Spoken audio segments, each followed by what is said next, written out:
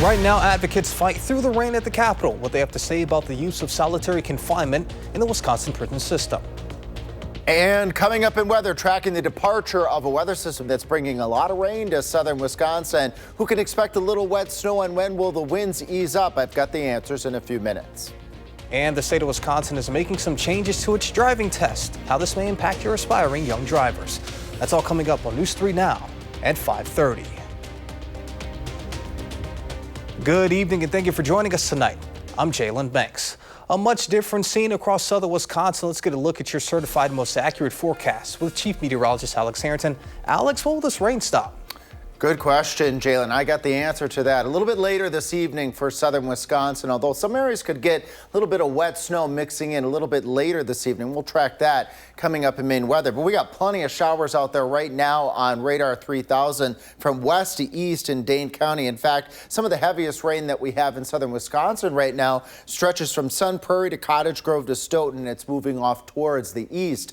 Notice how widespread the showers are from the Dells to Madison to Janesville, less in southwest Wisconsin, but notice to the north that blue as you head up towards the Green Bay area. That's going to sweep in a little bit later for parts of southern Wisconsin. Winds have been very gusty, as we mentioned yesterday, that they'd be gusty today, 35 to 40 mile per hour wind gusts, and out there right now a southwest wind at 10, gusting higher than that on our first one weather cam here. 44, that rain. Notice on the raindrops there, they keep adding up on that camera there as we plan our evening. Those showers will continue for Madison at least through 8, 9 o'clock. And coming up in main weather, we'll track who gets a little bit of that wet snow tonight. When can we expect the winds to end and when can we expect the sun to come back out?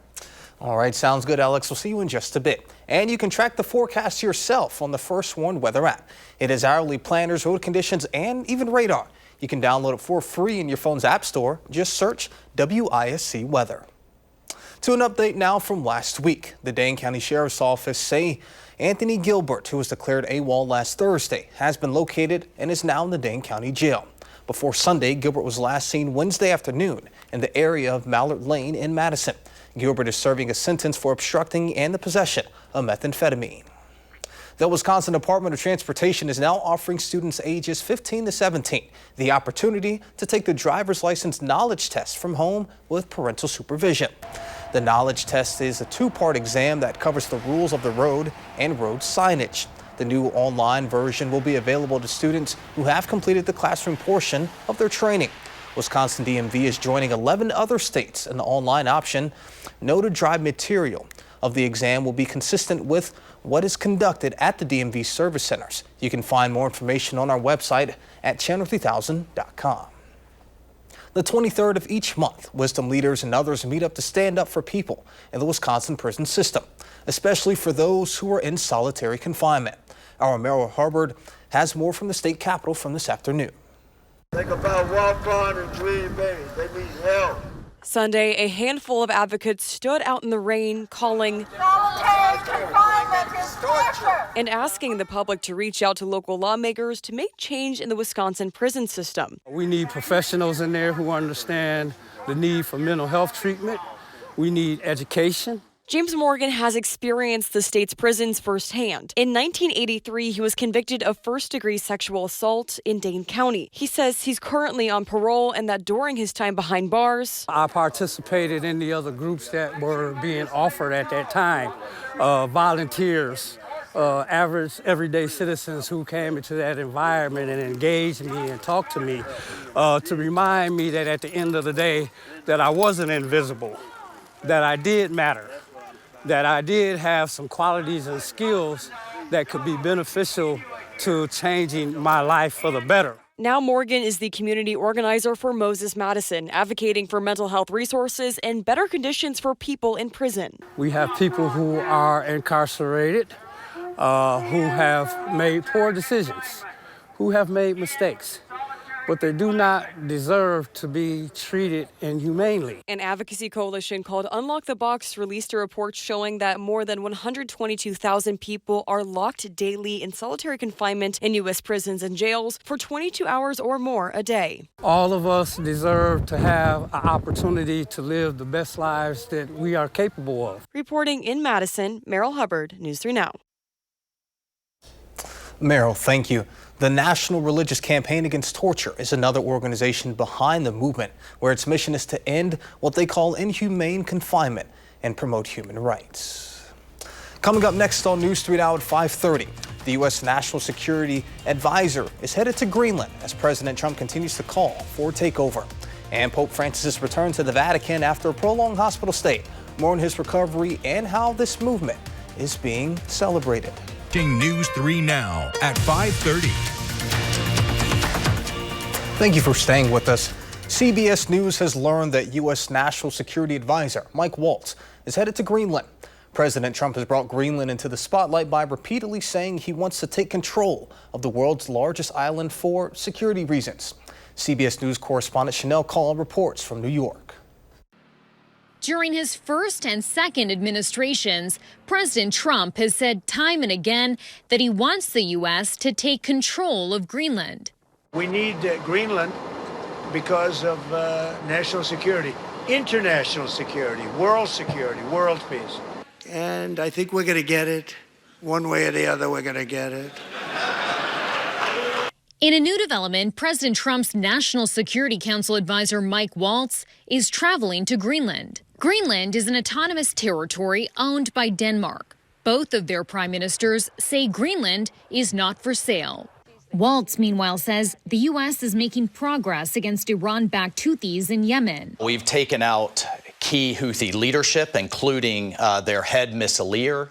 We've hit their headquarters. We've hit communications nodes, weapons factories, and even some of their over-the-water drone production facilities just in the last couple of days. The Houthis have recently renewed firing missiles at Israel and continue efforts to disrupt trade in the Red Sea. There are new signals that Columbia University's efforts to satisfy demands from the Trump administration could restore federal funding for the school. I believe that they are on the right track so that we can now move forward. This month, the administration revoked $400 million in research grants and other money over how Columbia handled campus protests against Israel that began after Hamas's October 7, 2023 terror attack. Chanel Call, CBS News, New York.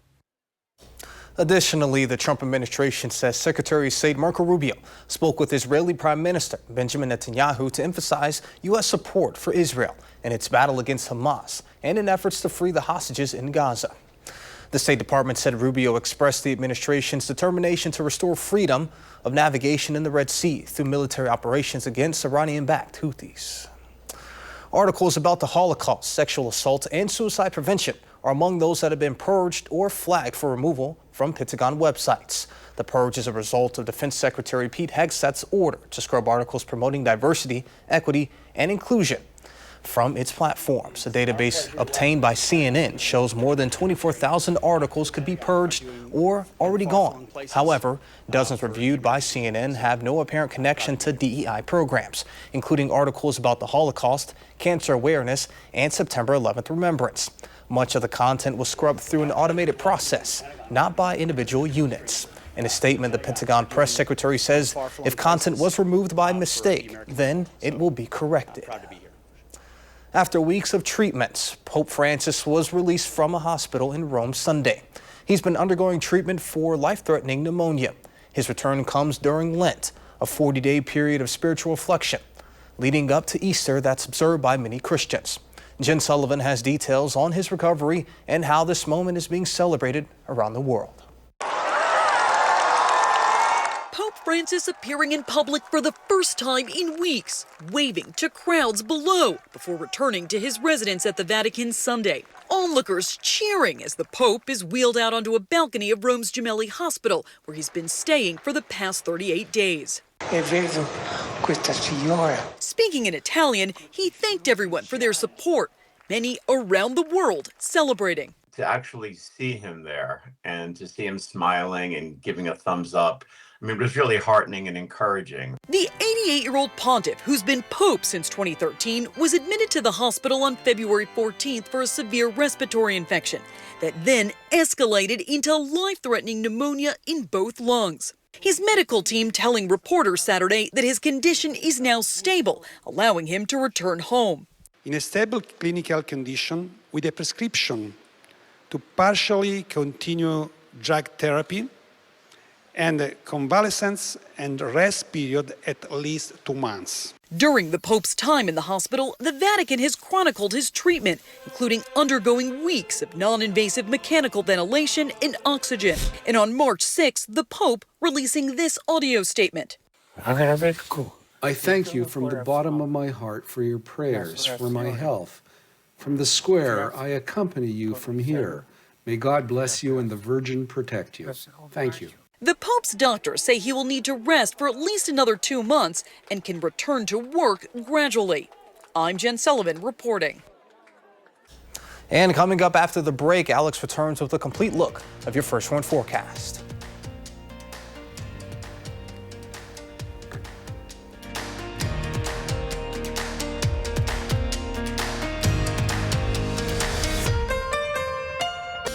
Let's get a look at your first one forecast. Alex is here. Alex, what should we expect? More showers, and there still is that chance of a little bit of wet snow north and east of Madison. Right now in Madison, we got rain falling, 44 degrees. Wind sustained right now at 10 miles per hour out of the southwest. But we've had wind gusts well in excess of 30 miles per hour today. So that windy, rainy day has verified. As we plan our evening, there's that little bit of wet snow possible mix right around 7 o'clock in Madison. Then the rain turns off from Madison. But that snow mix will continue for areas north and east of Madison tonight. Will stay cloudy and breezy with temperatures falling through the 30s by the time we get into the early morning hours of Monday. Here's that rain from west east across Dane County. A little bit less now over the western part of Dane County, but if we move over towards the east, stretching from Portland right just west of Lake Mills down to Rockdale, just left of the Lake Kashanong area, there's a stretch of heavier showers, maybe a clap or two of thunder. Some communities that are in the path of this heavier batch of rain.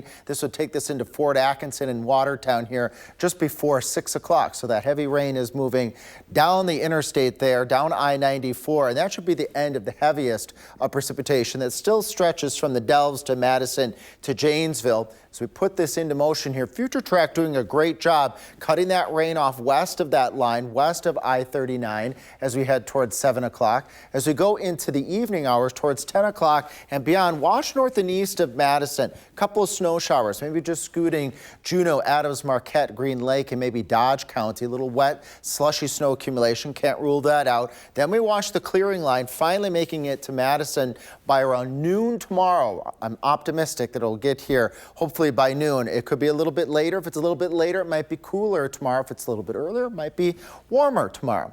That snow chance better to the north, up towards Juneau, Adams, Marquette, Green Lake counties, up towards Beaver Dam, a slushy half-inch, maybe an inch of accumulation. And winds staying gusty all night, upwards of 30 miles per hour. And finally, by the time we get into later Monday, the winds will ease up. So we'll clear out later Monday afternoon, and then those winds will ease up later Monday afternoon going in to Monday evening. Overnight temperatures again tonight, upper 20s, right around 30 degrees across southern Wisconsin. That snow shower chance north and east of Madison over towards Beaver Dam, Watertown up towards the Watoma area, and high temperatures on Monday in the low 40s in Madison, upper 40s west of Madison where that sun comes out sooner. If it takes a little bit longer to come out, we may just be a touch cooler.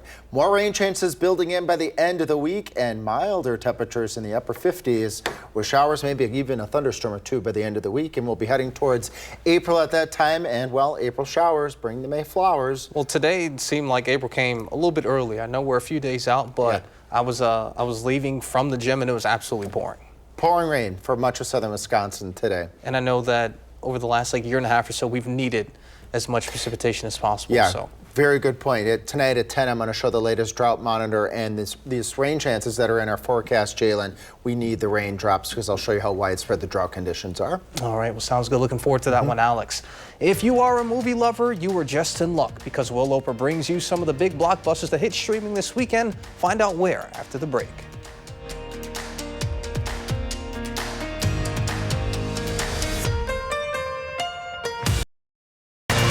If you missed some of the biggest movies in theaters last year, well, you're in luck. 3 of them are newly streaming this weekend. Will Loper has the rundown. We've never seen tornadoes like this before, and we need your help. No, I don't chase anymore. Kate, we can save lives. I'll give you 1 week. Chase some storms in the 2024 film Twisters, newly streaming on Amazon Prime Video. Who are they? It's Tyler Owens. Calls himself a tornado wrangler. If you feel it! Daisy Edgar Jones stars as a meteorologist tracking tornadoes alongside Glenn Powell in the follow-up to 1996's Twister. Are you seeing this? We got twins! Twins! They're combining.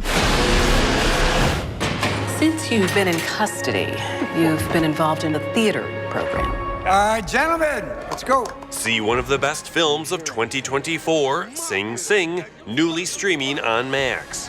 It's been a program that was established to help people get more in touch with their feelings and truly get some rehabilitation. I am Gladiator Goliath. Coleman Domingo stars along real-life former inmates as men taking part in a prison theater group.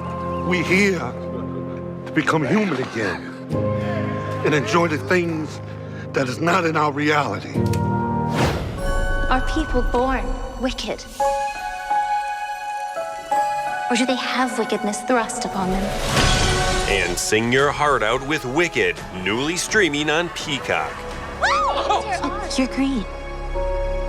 I am. Cynthia Erivo and Ariana Grande play Elphaba and Galinda, attending Shiz University in the adaptation of the Broadway musical. Something bad is happening in Oz.